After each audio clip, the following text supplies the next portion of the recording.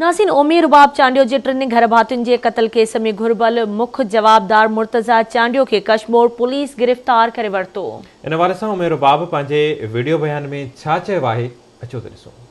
ये हमारी सबसे बड़ी जीत है कि आज मेन कातिल जो है वो गिरफ्तार हुआ है।